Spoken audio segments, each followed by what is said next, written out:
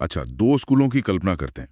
एक में बच्चे एकदम चुपचाप अपनी डेस्क पर बैठे हैं, आंखें ब्लैक बोर्ड पर, और सब एक साथ गणित के पहाड़े दोहरा रहे हैं। हम्म। और दूसरा स्कूल, हम्म। वहां बच्चे बगीचे में, कोई मिट्टी खोद रहा है, कोई पौधों को नाप रहा है, कुछ तितलियों के पीछे भाग रहे हैं। हाँ। मतलब पढ़ाई तो दोनों जगह हो रही है, लेकिन इनके पीछे जो सोच है, जो दर्शन है, उसमें तो जमीन आसमान का फर्क है। बिल्कुल। और आज हम इसी सोच के कह सकते हैं डीएनए को समझने की कोशिश करेंगे। हमारे पास जो स्रोत हैं वो हमें शिक्षा की दुनिया के इन अलग अलग दर्शनों की गहराई में ले जाते हैं। अच्छा। हम देखेंगे कि कुछ लोग शिक्षा को एक खजाने की तरह क्यों मानते हैं जिसे शिक्षक छात्र को सौंपता है, तो वहीं दूसरे मानते हैं कि ज्ञान एक इमारत है जिसे हर छात्र खुद बनाता है। और पाउलो फ्रेरे जैसे क्रांतिकारी विचारक भी हैं। हाँ, उनके विचारों पर भी नजर डालेंगे, जिनके लिए शिक्षा जुल्म से आजादी का एक जरिया थी। क्या और कैसे सिखाया जाए इसके बारे में नहीं है। हम ये भी देखेंगे कि ये दर्शन हमारे सोचने के तरीके, मतलब हमारे लॉजिक तक को कैसे प्रभावित करते हैं। तो चलिए इस सोच के डीएनए की एक गहरी पड़ताल करते हैं। चलिए तो शुरुआत करते हैं उस विचार से जिससे शायद हम सबसे ज्यादा परिचित हैं, कि ज्ञान एक तरह की स्थायी, न बदलने वाली चीज है। यहाँ दो बड़े दर्शन आते हैं। पहला है शाश्वतवाद, पेरेनियलिज्म। शाश्वतवाद, हाँ। ये सुनने में थोड़ा पुराने जमाने का लगता है ना? जैसे कुछ महान किताबें पढ़ लेना ही शिक्षा है। बिल्कुल। इसका मूल विचार ही यही है कि कुछ सार्वभौमिक सत्य हैं जो कभी नहीं बदलते। मतलब आप किसी भी सदी में जी रहे हो, वो सच वैसे ही रहेंगे। अच्छा।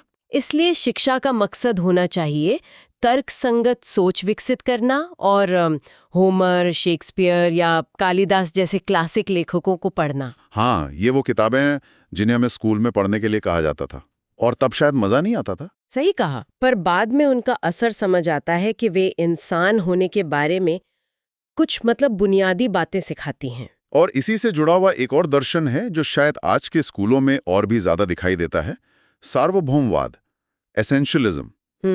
ये बैक टू बेसिक्स वाला आइडिया है ना? हाँ, और यही दर्शन आज की कई बहसों के केंद्र में है। जब हम सुनते हैं कि बच्चों को कोडिंग सिखानी चाहिए या स्टेम पर ज्यादा ध्यान देना चाहिए, तो उसके पीछे कहीं ना कहीं यही सोच काम कर रही होती है कि कुछ विषय दूसरों से ज्यादा जरूरी हैं। बिल्कुल। ये दर्शन पढ़ने, लिखने, गणित जैसे आवश्यक विषयों पर जोर देता है। इसमें ड्रिल और अभ्यास जैसे पहाड़े याद करना, इस पर बहुत ध्यान दिया जाता है।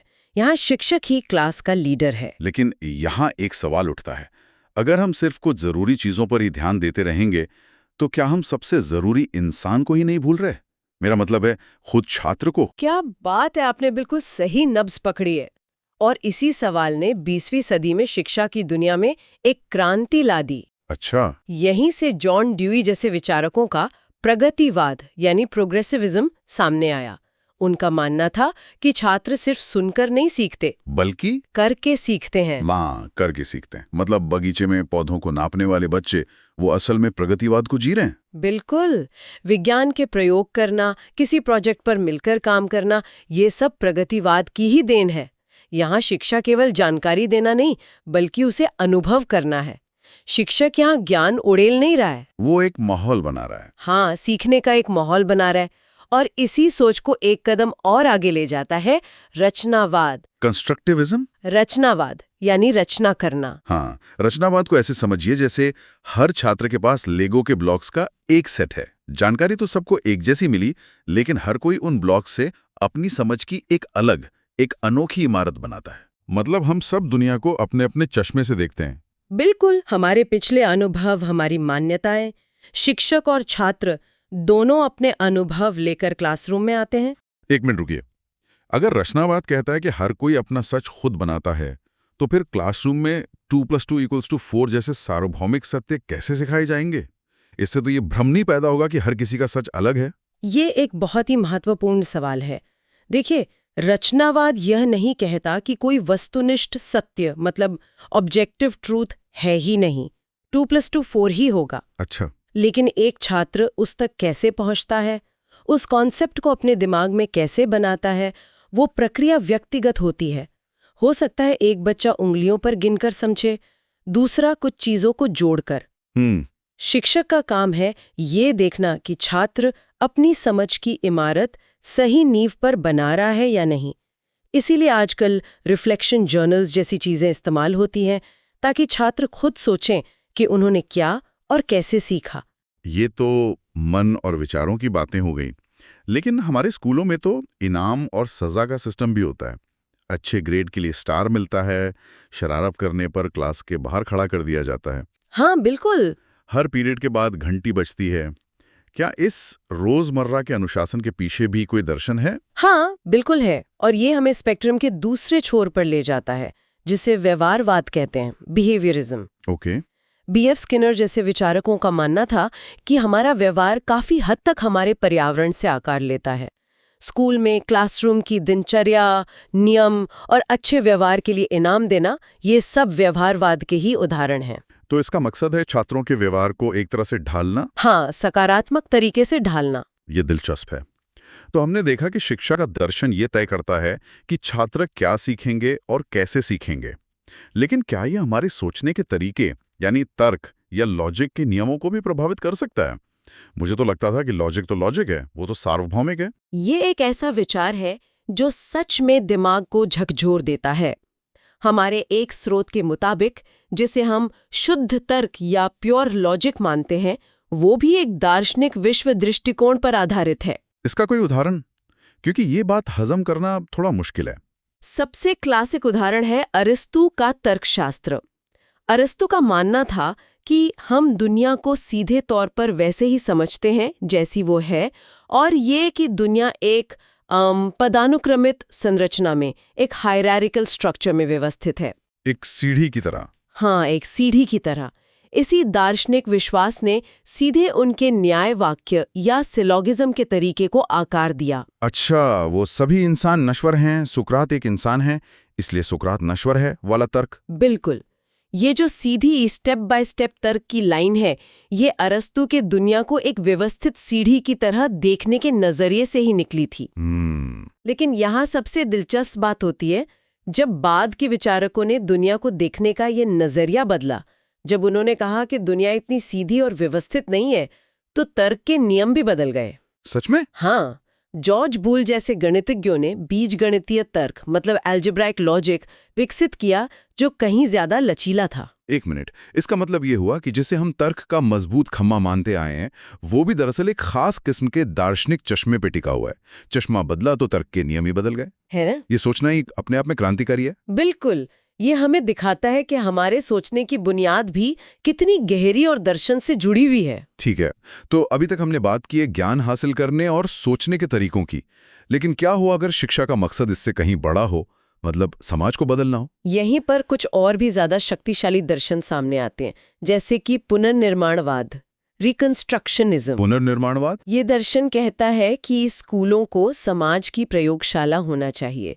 इसका मकसद सिर्फ छात्रों को दुनिया के बारे में बताना नहीं है, बल्कि उन्हें दुनिया की समस्याओं से जोड़ना है। जैसे गरीबी, असमानता या पर्यावरण संकट। हाँ, और उन्हें सुलझाने के लिए तैयार करना है। ये सुनने में तो बहुत आदर्शवादी लगता है, लेकिन क्या ये व्यावहारिक है? मतलब क्या एक शिक्षक पर यह बोझ डालना सही है कि वो गणित पढ़ाने के साथ साथ दुनिया की राजनीतिक समस्याओं को भी सुलझाए? क्लासरूम में राजनीति लाने से विवाद नहीं होगा? ये एक बहुत ही जायज चिंता है। पुनर्निर्माणवाद के समर्थक कहते हैं कि इसका लक्ष्य छात्रों को ये बताना नहीं है कि क्या सोचना है, बल्कि उन्हें ये सिखाना है कि जानकारी कैसे खोजें और गंभीर रूप से कैसे सोचें। अच्छा। उदाहरण के लिए, एक इतिहास की क्लास सिर्फ तारीखें रटाने के बजाय ये चर्चा कर सकती है कि इतिहास की किताबों में कुछ लोगों की कहानियां क्यों ज्यादा बताई जाती हैं और कुछ की क्यों नहीं। तो मकसद है छात्रों को एक एक्टिव और जिम्मेदार नागरिक बनाना। बिल्कुल। और इसी विचार को शायद सबसे चरम पर ले गए थे पॉलो फ्रेरे अपनी किताब उत्पीड़ितों का शिक्षा शास्त्र में। हाँ, फ्रेरे ने शिक्षा के उस मॉडल की तीखी आलोचना की जिसे उन्होंने बैंकिंग मॉडल कहा। मुझे याद है, मेरे इतिहास के टीचर क्लास में आते थे, बोर्ड पर नोट्स लिखवाते थे और हम चुपचाप अपनी कॉपियों में लिखते रहते थे। और परीक्षा में जिसने हूबहू वही लिखा, उसे पूरे नंबर मिल जाते थे। बिल्कुल।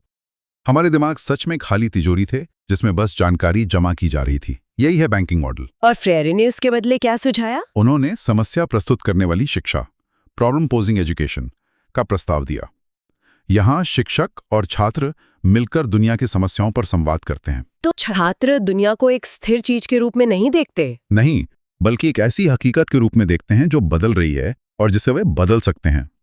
फ्रेरे के लिए शिक्षा कभी भी तटस्थ नहीं होती। इसका क्या मतलब हुआ? मतलब शिक्षा या तो चीजों को वैसे ही बनाए रखने में मदद करती है जैसी वे हैं, या फिर वो आजादी की ओर पहला कदम बन जाती है। एक तरफ समाज को बदलने की इतनी बड़ी जिम्मेदारी, तो क्या कोई ऐसा भी दर्शन है जो इसका ठीक उल्टा सोचता हो, जो कहे कि शिक्षा का मकसद बाहर की दुनिया को नहीं बल्कि अपनी अंदर की दुनिया को खोजना है? बिल्कुल, और उसे अस्तित्ववाद कहते हैं, एग्जिस्टेंशियलिज्म। खुद को खोजने का दर्शन। हाँ, इसे खुद को खोजने का दर्शन कहा जा सकता है।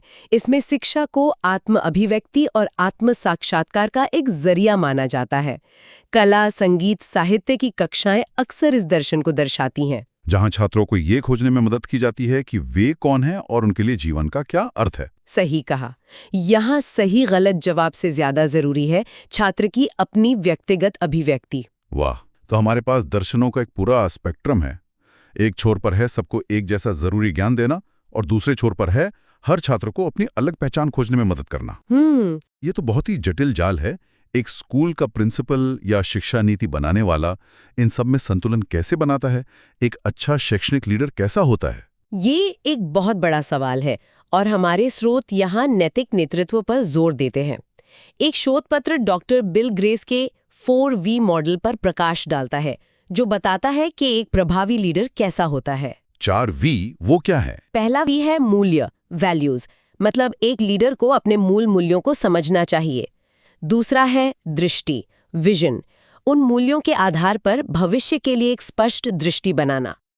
तीसरा है वाणी, वॉइस, उस दृष्टि को प्रभावी ढंग से लोगों तक पहुंचाना। और चौथा और सबसे जरूरी, सदाचार, वर्च्यू, सिर्फ बातें नहीं करना। हाँ, बल्कि सही काम करके और अपने मूल्यों पर टिके रहकर उस दृष्टि को साकार करना।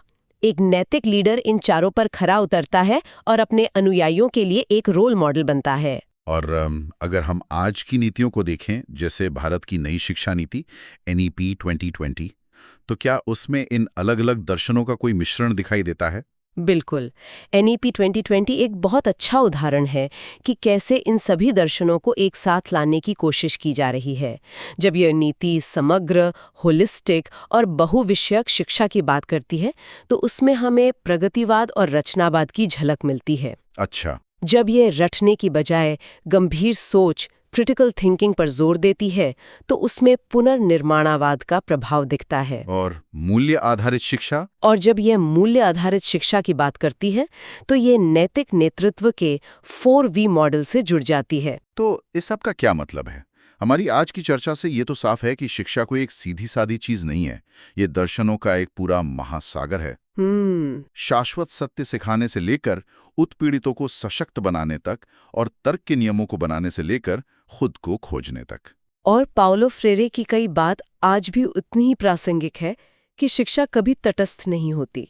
यह या तो अनुरूपता के लिए होती है या स्वतंत्रता के लिए। या तो हमें मौजूदा व्यवस्था में फिट होने के लिए तैयार करती है, या फिर हमें उस व्यवस्था पर सवाल उठाने और उसे बदलने की ताकत देती है। और यही हमें आज के अंतिम विचार के लिए छोड़ जाता है। सोचने वाली बात यह है, जब कोई अपनी शिक्षा या अपने आसपास की शिक्षा प्रणाली को देखता है, तो वो किस ओर झुकती है? क्या ये एक ऐसी प्रणाली है जो वर्तमान के साथ तालमेल बिठाने और अनुरूपता बनाने के लिए डिजाइन की गई है, या ये वास्तव में स्वतंत्रता का अभ्यास है?